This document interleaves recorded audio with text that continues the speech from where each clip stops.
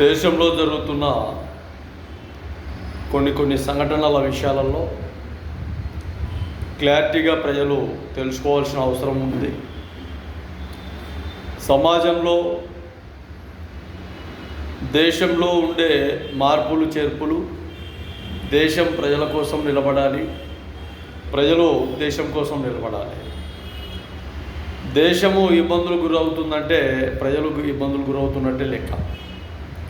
ఒక ప్రధానమంత్రి మొత్తం దేశమంతా చూస్తాడు, దేశమంతా పరిపాలిస్తాడు అంటే కాదు. కాబట్టి ఆ రాష్ట్రాలకు ముఖ్యమంత్రులు, గవర్నర్లు, ఆ ముఖ్యమంత్రులకు మళ్ళీ మంత్రులు, ఆ మంత్రులకు మళ్ళీ ఎమ్మెల్యేలు, ఆ ఎమ్మెల్యేలకు మళ్ళీ రకరకాలుగా నాయకులు ఏర్పడ్డారు. ఇది భారత రాజ్యాంగం.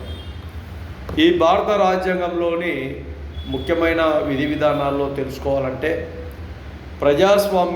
ప్రజాస్వామ్యంలో బతికే వ్యక్తులు, జనజీవన స్రవంతి ఎక్కడైనా కూడా ఎవరికి ముప్పు తెచ్చే విధంగా ప్రభుత్వాలు ప్రజలపైన ఇబ్బందులు గురి చేసే ప్రమాదం చేయకూడదు.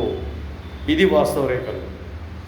అలాంటి విషయాలలో చీటికి మాటికి ప్రభుత్వమే ప్రజలను ఇబ్బందులు గురి చేసే విధంగా, పాలనే ప్రభుత్వమే ప్రజలను ఇబ్బందులు గురి చేస్తుంటే మరి ప్రజలు ఎవరికి చెప్పాలి?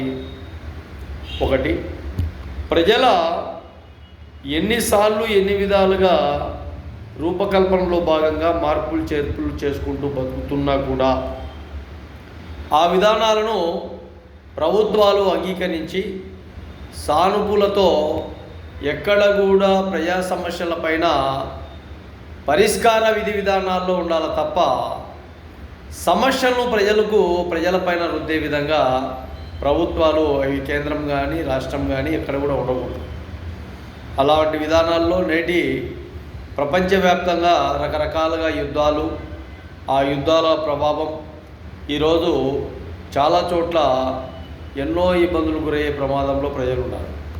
అలాంటి వ్యవస్థ నుండి ఏదో ఒక విధంగా చాలా జాగృతిలో ముందుకు నడిపే వ్యక్తిత్వాలను, ప్రజలను మమేకంతో ప్రభుత్వాలు నడిపే విధంగా ఉండాలి. కానీ మాటికి ప్రజలను ఇబ్బందులు గురి చేసే విధానాలతో రాష్ట్ర కేంద్ర ప్రభుత్వాలు ఉండకూడదని మహాజన రాష్ట్ర సమితి ఆంధ్రప్రదేశ్ ద్వారా రాష్ట్ర కేంద్ర ప్రభుత్వాలకు తెలియజేస్తున్నాం.